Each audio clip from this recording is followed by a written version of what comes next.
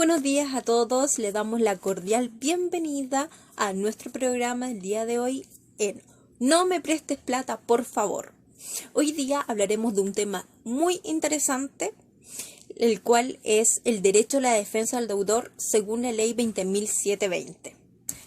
Antes de pasarlos a nuestra asesora, el cual les va a comunicar sobre de qué se trata esta ley y para quiénes implicaría este derecho a la defensa, tenemos ahí una pregunta de nuestras redes sociales. Entonces, ¿el deudor tiene derechos?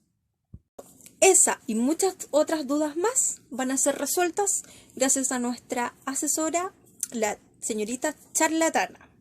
A continuación, los dejo para que explique muy bien de lo que se trata el derecho a la defensa del deudor. Muy buenos días, muchas gracias por la presentación.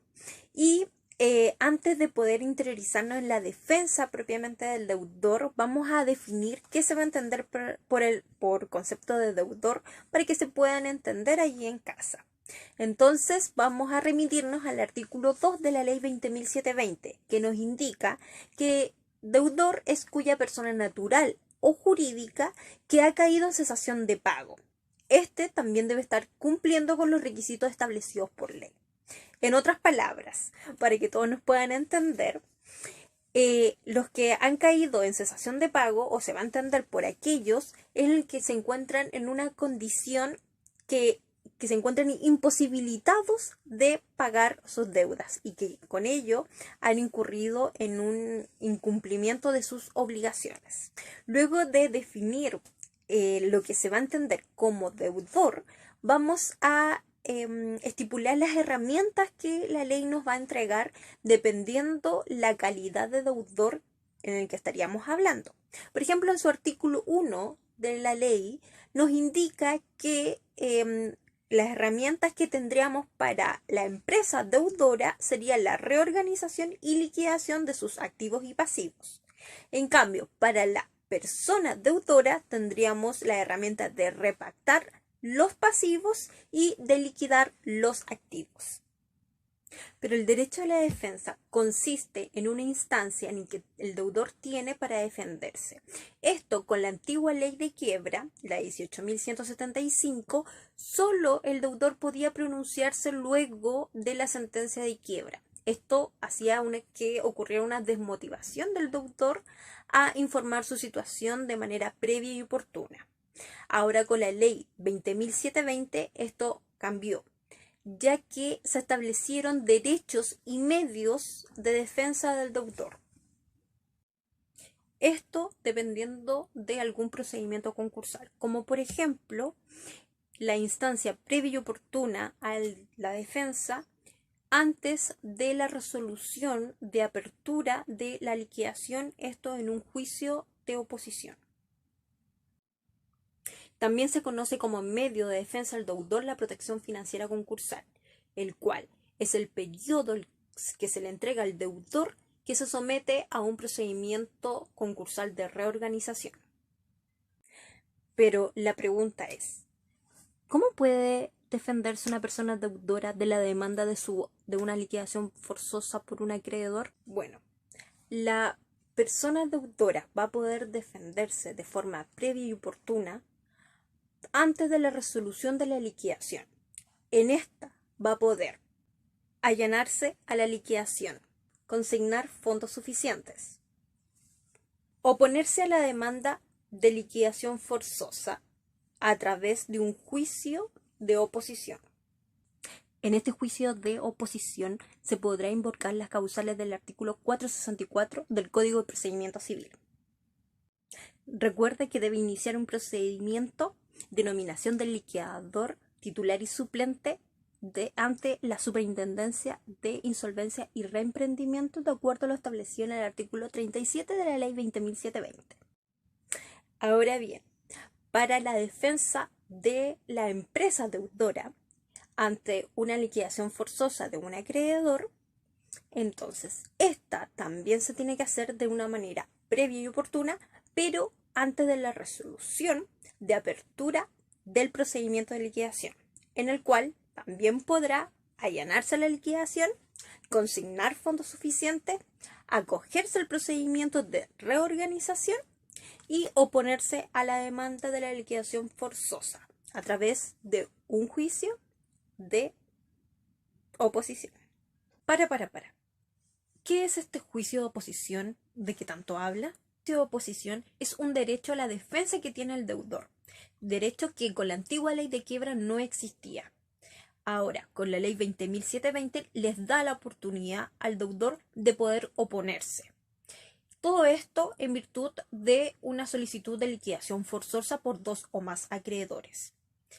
En este juicio de oposición, el deudor podrá invocar las causales del artículo 464 del Código de Procedimiento Civil.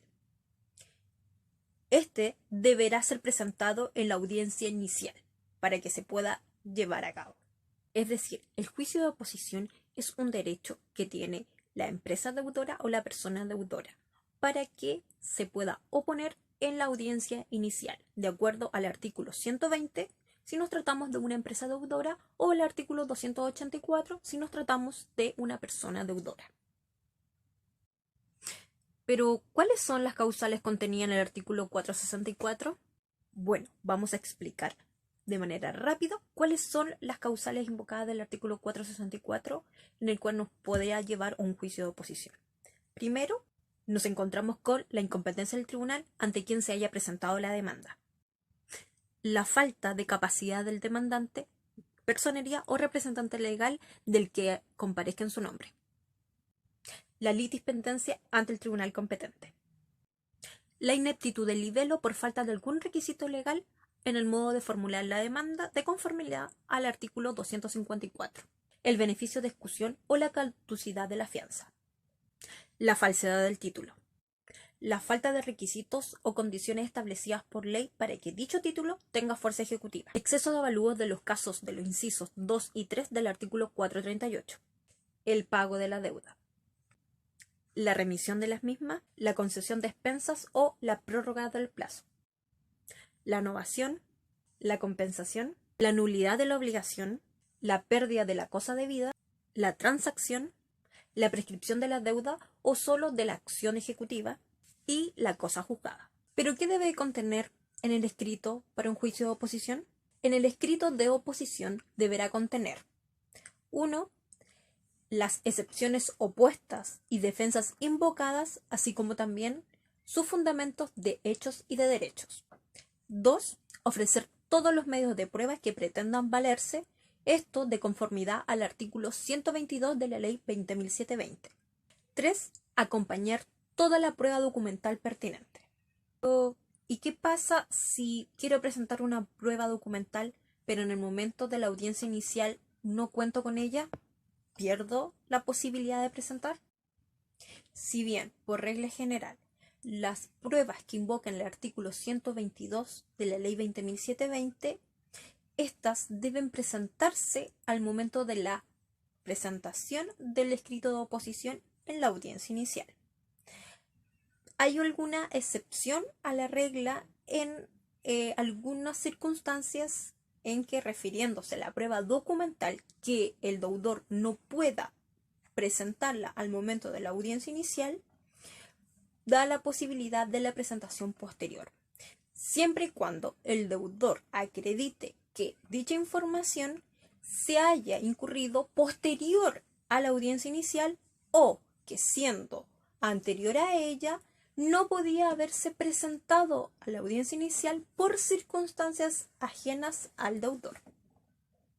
Como bonus, indicamos que lo que nos refiere el artículo 122 respecto a la prueba son prueba testimonial, confesional, pericial y documental.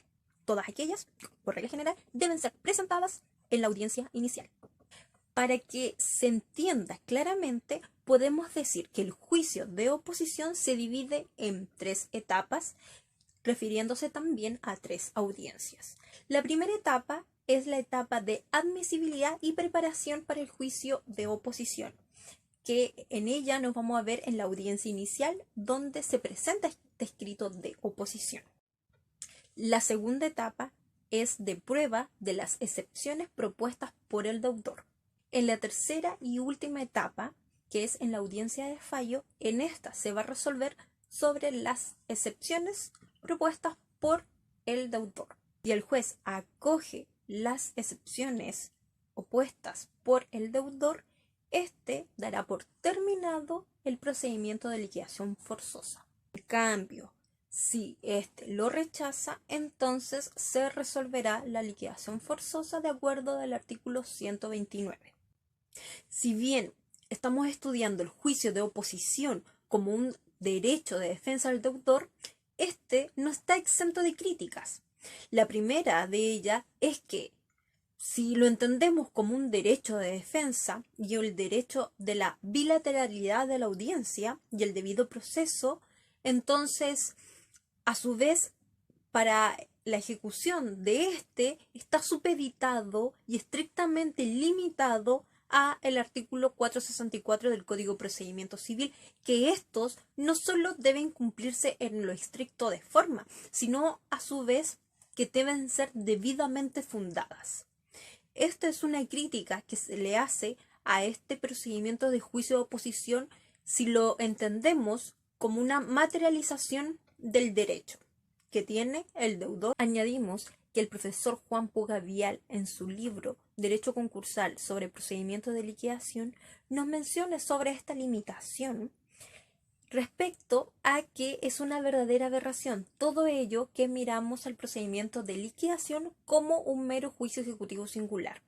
Y nos olvidamos que el derecho concursal es un remedio a la insolvencia y no un modo para cobrar títulos ejecutivos. Pero con la antigua ley de quiebra, este derecho de la defensa estaba supeditado a la actuación posterior al pronunciamiento de la sentencia que declaraba la quiebra. Esto era sumamente cuestionable desde el punto de vista del debido proceso y aún más desde el sentido común general. Por aquello, hemos realizado un avance significativo en cuanto a este derecho. Asimismo, otra de las críticas que se le hace es que el juicio de oposición no es más que un vulgar cobro ejecutivo. También añade de que el acreedor que insta en iniciar un proceso de liquidación forzosa no solo lo hace por un interés propio, sino por un interés de la masa. Podríamos mencionar también que esta opción de defensa del deudor es una materialización del objetivo principal de la ley, que es prevalecer la continuidad de una empresa. Gracias. Y por aquí nos preguntan por interno si existe alguna estadística del derecho concursal de liquidación en empresas deudoras. ¿Tendrías estadísticas? Sí, tenemos estadísticas que nos entrega la Superintendencia de Insolvencia y Reemprendimiento. En ello nos da un parámetro de entre enero y abril del año 2021 versus enero y abril del año 2022 sobre, por ejemplo, los procedimientos concursables de liquidación de empresas deudoras. Nos indica que en el año 2021 se registraban 584 procedimientos iniciados. En comparación del año 2022 nos indica un 368 procedimientos iniciados, es decir, una baja de un 37%.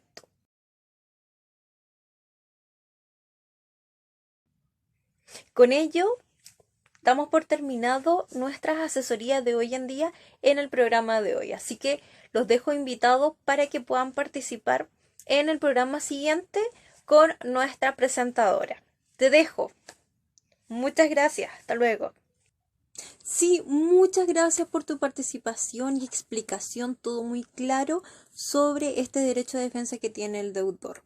Y los dejamos invitados, como también ya lo hizo nuestra presentadora, para un nuevo capítulo de No me prestes plata, por favor, en este mismo lugar y en este mismo horario.